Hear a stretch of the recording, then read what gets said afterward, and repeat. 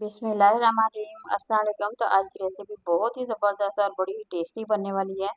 तो मसाला भिंडी की रेसिपी मैं आप लोगों के साथ शेयर करूंगी। तो हाफ के जी आप लोगों ने भिंडी ले लेनी है और इसे वॉश करके अच्छी तरह से सुखा के हमने इसकी कटिंग कर लेनी है। और यहाँ पे हमने हाफ कप घी डाल देना है और इसे फ्राई करने के लिए रख देंगे।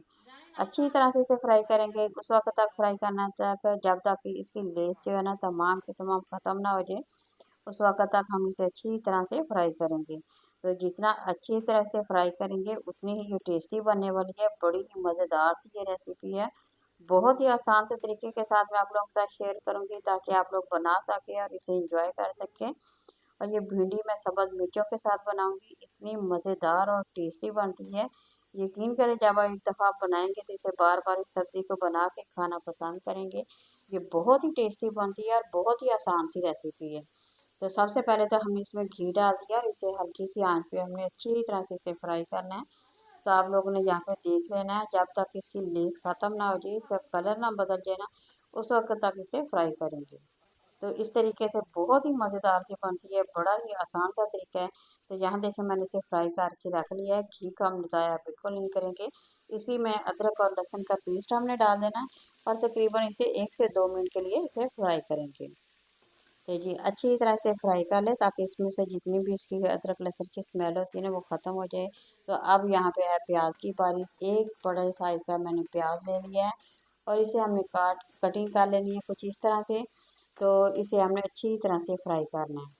तो जैसे ये फ्राई होगा हम इसमें कुछ और इसमें मसाले ऐड कर देंगे। थोड़ा सी इधर ढकना दिया था ताकि अच्छी तरह से ये बन सके। तो ये देखिए सब्ज़ मिर्चें मैंने तकरीबन 8 से 10 सब्ज़ मिर्चें ली थी, बारीक है हमने इसकी कटिंग करके ना वो डाल दी थी। तो सब्ज़ मिर्चों का जायका बड़ा ज़बरदस्त आता है। तो यहाँ पे 2 मैंने टमाटर ले लिए हैं, 2 टमाटर को हमने बारीक सी कटिंग करके वो भी इसमें डाल दिया। तो पानी मैं यहाँ पे बिल्कुल भी नहीं डालूंगी, इसमें डालने की ज़रूरत भी नहीं होती। ये पानी के बगैर ही पकती है, इसलिए आप लोगों ने एहतियात करना है, पानी बिल्कुल नहीं डालेंगे। सेम इसी तरह से फ्राई करके यकीन करिए अगर आप लोग बनाएंगे तो इतनी ज़बरदस्त और इतनी मज़ेदार सी ये भिंडी बनती है ना।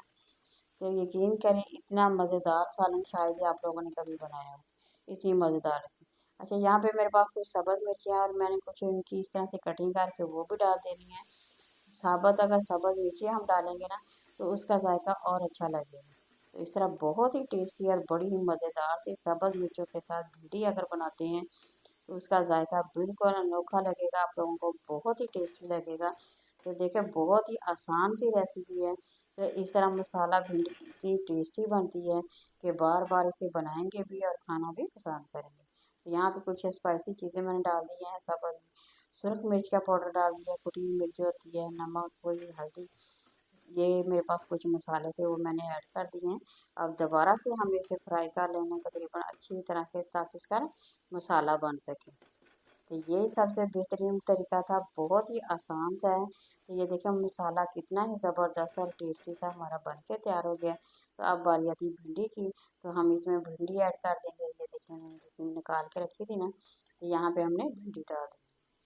तो यहाँ देखें मैंने आप लोगों के सामने एक पानी का एक कतरा भी नहीं डाला और ना ही इसमें डालने की ज़रूरत है।